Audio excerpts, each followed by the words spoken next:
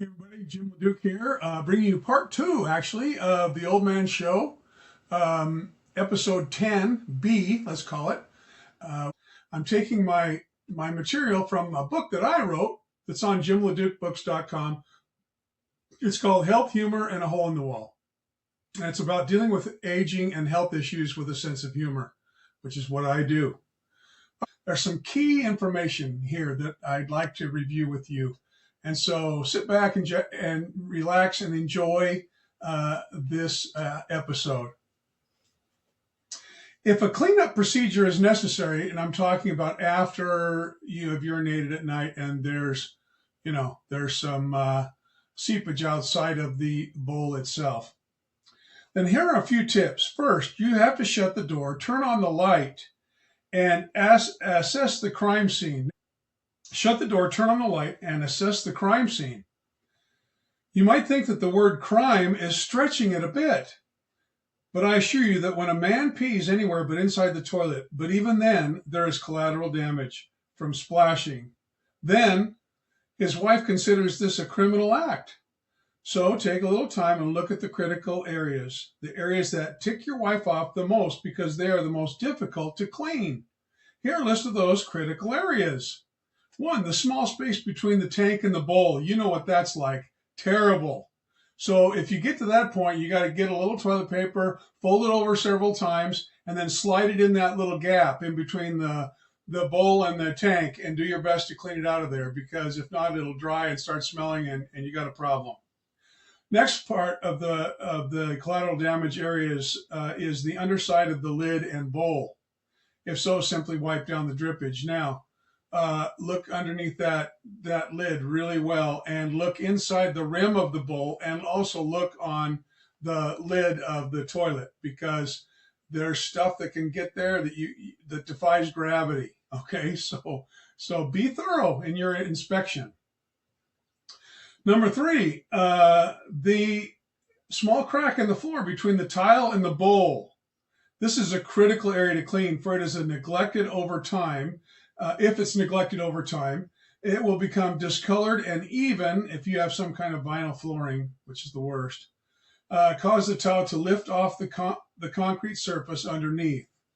This is not good, and you will be blamed for it. And when that tile lifts off the floor, man, it's going to expose an area that you just don't want to go to. It's a dark and scary place.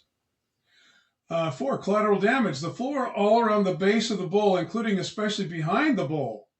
If your hit and miss tactics resulted in urinating on the floor, and you know that the puddle had enough time to turn into a pond or a lake, heaven forbid, then there is sure to be some fluid on the floor behind the bowl. Oh, you got to look for that behind the bowl. If this is not cleaned and it's allowed to dry, it will leave a discolored residue that requires cleanser to be removed.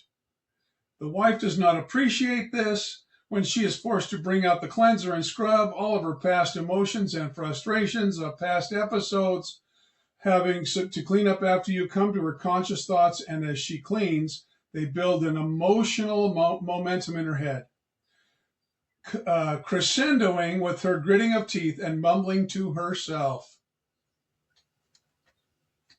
Something like a hissing snake that is ready to strike. When this happens, it is like an emotional steam valve bursting with a blast of hot, billowing vaporous slander that, once released, can include years and even decades worth of pent-up complaints. If by chance you walk by and hear this happening, let it go. Like the famous song Frozen, let it go, or you're going to not live here anymore. Okay. Let her vent. This is a healthy release. Just as the release of a steam valve prevents an explosion of pressurized steam, her emotional release at this time prevents her from exploding at you, a spewage of past complaints, regrets, and disappointments, which you do not want to hear. So if you hear this in progress, get out, run. But do not let her hear you in the area. If she does, she will call you out, or should I say call you in, and demand that you come in and watch her clean up the mess and see what she has to go through every time you pee on the floor. Listening to this raving may go on for an extended period of time, so be patient and understanding. Take it like a man. If by chance at this point she begins to cry, drop to your knees immediately. Put your arm around her, tell her that you are deeply sorry, insist that you finish the cleanup, and tell her how much you love and appreciate her. If you do so sincerely in her vulnerability, she will smile with a renewed appreciation for your sensitivity and tell you that she will finish, but she appreciates your thoughtfulness. I think my wife does that because she knows if I do it, it's not going to be right. She'll have to do it again anyway. If this happens, kiss her, tell her again how much she means to you, then get out of there quickly, for just as your pit bull can be your best friend one moment and attack you with deadly force in the next, this moment of fragile vulnerability will not last long. So get out of the area, go to the family room, turn on the TV, and stay out of her way. When she is finished, tell her that you have reservations for dinner at her favorite restaurant and take her out that very evening. After all, it could be a lot worse, and you get a nice meal out of the deal. It's win-win. I should interject one more important point. If you have tile flooring with grout in between the tiles, the grout also will discolor over time. I recommend that if you see this area is darker, meaning that it is wet and has been contaminated, you go and get the cleanser and make a greater effort to clean this area.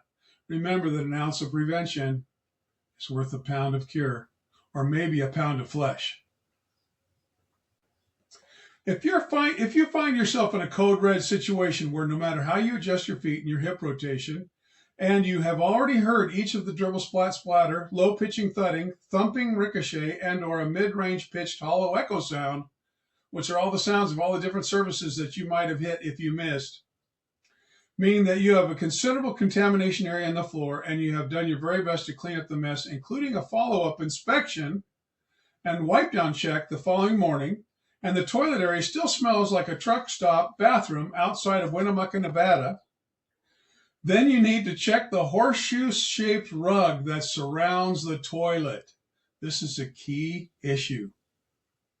You know the cute little rug that comes in a variety of fabrics, textures, and color schemes, all designed for the purpose of making the toilet area somehow magically appear to look cute and pretty? Or even quaint? Now, I personally believe that you cannot polish a turd. And even though the television show proved it wrong that you actually can polish a turd, I'm still going to go with it.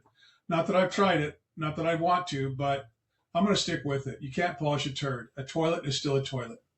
And even if your toilet has been imported from Italy or is made from a special hand-blown porcelain made especially for you by a Tibetan monk, it is still just a device that is used to discharge number one or number two, or sometimes both. However, if after cleanup there is a strong lingering scent of urine, then smell the rug, or to be more specific, the toilet floor mat. If it smells like the 10-year-old once white, now brownish green mop that sits in the corner of that Winnemucca truck stop bathroom closet, then simply take it to the laundry room when your wife isn't looking and stick it in the washing machine and add the proper amount of detergent and start it up quick. Then when your wife asks you if you're doing some laundry, simply tell her that you thought you'd help her out and put in a load of your dirty clothes so that more of her time can be freed up to garden or knit or write poetry. She will think you are so sweet and considerate. Then, while she is perfecting her new hobby, slip the newly washed rug in the dryer before she does to avoid her discovery of the contents inside the machine, because she'll know what's going on then. When it's dry, your wife is off doing errands or perhaps planting some tulips in the garden. Then go get the cute little rug and replace it so in its proper place surrounding the toilet. Now the smell of urine should no longer be present. And you also have a fresh smell of spring, fresh scented laundry detergent as an added deterrent of bad odors. Men, I've discussed the topic a few dare to put on paper. I've been direct with you, man to man. Most of this subject matter has only been discussed in soft tones among camping buddies or bowling teams after a few brewskis. However, I felt it my duty, nay, my obligation, as a fellow male passing through the advancing years of life, to put this information to paper.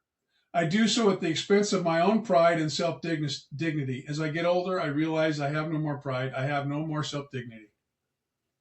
This matters not to me if doing so may in some way provide a life-saving buoy ring to some poor soul who has fallen overboard in the treacherous seas of marital difficulties as a result of the high tides and treacherous currents of urinary dysfunction.